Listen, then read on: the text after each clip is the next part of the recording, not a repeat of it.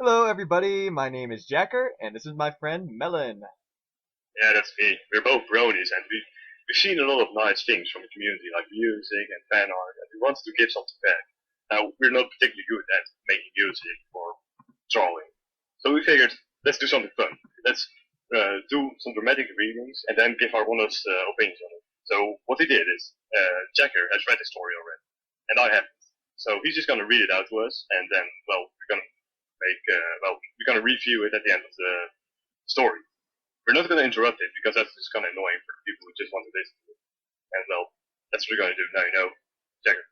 Oh, yep. The story is called Twilight Sparkle Punches a Baby, and it's by a guy named Democritus. You can find it on fanfiction.net. Now, this story is a trollfic. I found it in the trollfic section on the site. Well, not the trollfic section. Naturally, they don't have that, but a little group made by people. It actually is pretty. I'm not going to get into that yet, but it has 180 likes as opposed to 11 dislikes, which is very good for the site if people who are listening haven't gone there. And it also has 1,794 views. It is labeled as dark and comedy. But anyway, I'm just going to get to it. So here we go. Just a short interruption. This is the first time we're doing something like this, so bear with us. Yeah. It might be a little crude. So, stiff at first. Trolls on YouTube, please have mercy. Keep your bitch slapping hands to yourselves, if you could. Thank you. But they won't, Jacker. They won't. Yeah, I'm probably gonna get slapped harder just for saying that, just for making demands. Yeah, I'm kind of expecting it now, so I'm rooting for it. We're bracing ourselves. We're bracing. Anyway, here is chapter 1. It was a warm, bright day in Equestria. Too warm, too bright. Twilight Sparkle felt herself being forced out of bed by societal expectations demanding she do something with bright, warm days. She lifted a coin with her magic, preferring to bend reality through sheer force of will rather than move muscles, and put a bit into the ini jar. Thinking for a moment, she decided to put a second bit in the jar as a response to the first. Rather than create a perpetual loop and render herself destitute, she decided to do something. "Spike!" she bellowed. "Bring me the list of novel actions!" Spike put down his afternoon tea. "You never made that list, Twilight." "What? Really? Well, why not? You said that list making itself had lost all novelty, proclaimed the action pointless and futile, and then put a bit in the knee jar." "Oh, right. Well then, Spike. Without a list, we're gonna have to figure out something new to do. Do you have the great, big, giant book of every activity ever? You read it 4 times, and to create everything in it is boring. I told you this the last 2 times you asked for that book." "Well, shit!" Twilight put a bit in the knee jar. She had taken up swearing to pass the time. It didn't help. "Spike, we're going to go about town and find something to do." She started trotting downstairs. "We? Why we? Why do I have to go? What about my tea?" "Forget the goddamn tea! I know it's not possible for me to already have experienced the totality of activity in Equestria." Twilight kicked open the door, noting that she must try a more unique approach on the next door she encounters. Twilight opened Sugar Cube's corner's door with Spike. All sorts of beautiful confections and baked goods greeted her eyes. She didn't quite care. She had had them all before. "Pinkie Pie!" she hollered. Pinkie hopped down the stairs. "Hey, Twilight, what's up? Want a bagel?" "No, Pinkie, I'm here because of my crippling knee." "You shouldn't go for a bakery for that." "If I were you, I'd go to a doctor." "No, Pinkie, what I mean is that I'm stinking bored." Twilight snapped a hook. "You're the best pony I know for solving boredom, so I need your help." "Oh, well, Twilight, I can help with boredom, but you should take a bath first." "What do you mean? Damn it, Pinkie, let's just go already." Twilight took a bagel and walked out the door and trotted down the street, apparently unaware Spike and Pinkie Pie were still in Sugar Cube's corner. Pinkie turned to the dragon. "Spike, what's up with Twilight? She's usually not this grouchy." "I'm not sure, but I guess that since she does so little normally, that she decides she has done everything. She's been on an existential rampage caused by her limited perception of the world, and she's reread Philosophy for Beginners and decided that knee was her new favorite word." Spike took another bagel. "Knee!" Pinkie stared silently for a moment. "I just wish I knew what it meant." Spike took a bite from the bagel. "I picked up on it only because she rarely stops ranting. Now come on, let's go before she chews us out." "Hopscotch?" Pinkie said. "Nope," Twilight replied. "Jump rope? Nah. Loop-de-loops? Never. Flying kits? Not worth it. Banishing a Vitella? Only if you find one." Pinkie just looked befuddled. It was a warm, bright day. The park was beautiful, and ponies all around were having fun doing any old thing. Only Twilight seemed bored. Twilight shook her head. "Pinkie, I've told you a million times. It's because I've done all those things before. I flew flew kites and jumped rope. Oh boy. I You flew wrote kites. that. I flew kites and jumped ropes when I was a filly, and now I have nothing to do. She tried to raise a hoof to stomp, but only made herself stumble.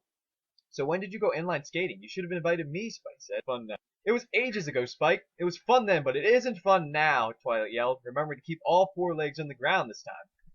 Pinkie was grinning ear to ear. I'm having a blast, Twilight. Whee! Rainbow Dash flew up to the trio. Hey guys, what's so great? Inline skating. You should try it, Dashy, Pinkie replied. So why does Twilight look so miffed? Rainbow asked. Because nothing is new and everything is shitty, Twilight screamed. She's bored is what she means, Spike added. Oh, that's a tough one. Rainbow thought for a second. Did you try loop? Yes. Oh, well, don't you usually read books at times like these? Twilight stopped skating and yelled, Damn it! What do I have to do to find something entertaining around here? I'm going home! She stumbled off, tripping over every stone. Rainbow and Pinkie merely looked confused. Pinkie hoped she could at least get her skates back soon. And that is the end of chapter 1. How are you liking the story so far, Melon? Well, it seems pretty innocent. I mean, sure, there's a lot of swearing in it, but so far so good. Nope, righto. Onward to chapter 2. Holy shit, Spike, I've got it. It was the first words Twilight had said in a while. Spike was just getting used to the idea of her quietly brooding. I focus too much on conventional means of recreation. And here I thought I knew what you were whining about. It's simple, Spike. I just simply have to take a deontological view on having fun. Spike sprang up in alarm. No way. You're not messing with my teeth. Deontological, not dentistry. As long as it produces a desirable end, such as me not being so fucking bored all the time, it is a justified action. So I asked what it is. Spike's concern was almost tangible. Simple. I'm going to punch a baby. Spike stared blankly. After a good 15 seconds, he blinked. Synapses and neurons were trying desperately to piece together what the words that had just entered Spike's brain meant, and how he should respond. The intense action eventually produced a response. What? I'm going to punch a baby. The synapses resumed their incredible and deadly task. I hope this is a euphemism or code name for stitching or something. Nope, Twilight somehow looked proud.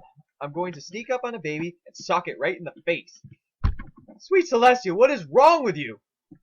It's okay, Spike. The baby won't be old enough to form coherent memories. Its experiences will be ephemeral, while I'll be able to look back at this moment with joy. But why punch it? Couldn't you do something nice? Anyone can do something nice to a baby any old time. What I'm talking about is a once-in-a-lifetime chance to punch a baby. It will be what I've desired for so long, a novel experience. I'm not going to be able to talk you out of it, am I? I just want you to know that this is a horrible idea, and you will regret it. That kind of thinking is how I got in the knee jar so full. A life without regrets is a life without risks. Now come on, Spike. The damn fowl will never see it coming. Twilight opened the door by ripping it off its hinges with magic and sprinted into the town. Hey, I guess you did try something new this time. Yes, yes.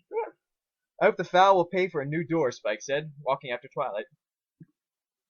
Twilight poked her head around the corner of the Market Square tents, and there she is, Peach Cobbler, the baby who will be my salvation. Spike poked his head out and sniffled a little. Seriously, Twilight, I think you're salivating a little. Does punching a baby mean that much to you? Twilight ignored his protest. Fuzzy Peach doesn't really pay that much attention to her during the market, so she'll think Cobbler is just grumpy or upset or something. And escaping is no problem. I can just wink out. Wait, now's my chance. Let's go! Twilight tiptoed up to the celery tent, with Spike following. Fuzzy Peach was there, bartering with the sales pony, an excruciatingly long and intense process. As expected, Peach Cobbler was in a stroller near her mother, barely able to keep her excitement in check. Twilight looked over the crowd. Good, no one was looking this way. Everyone cleared out when Fuzzy first protested the price. She reared up her hoof. Chew! Spike sneezed. Every pony there turned to him. Gesundheit. Doc! Every pony stared in shock. Twilight, leaning over the stroller with a hoof held high, met their stares. Now tell me what you've learned of this, Princess Celestia said in her sternest voice possible. It's not good to punch a baby, Twilight replied. And the other thing? Princess Celestia managed to up the stern. Using deontology to justify selfish desires is unjust, short-sighted, and is not a desirable end for the group. And I should stop swearing so much. Good enough. The Princess of the Sun returned to a more normal tone. Well, the funds in your knee jar only covered half the bail, so unless you could convince your friends to lend you a few bits, well, I guess you're shit out of luck. Didn't you just... Bye-bye. Celestia closed its cell door and walked out of the jailhouse. Flew back to Canterlot, to the royal palace, to her chambers. After dismissing her guards, she pulled a jar full of bits from under her bed, labeled Swear Jar. She put a bit in the jar. Well then, that's the end of chapter 2 and the end of the story.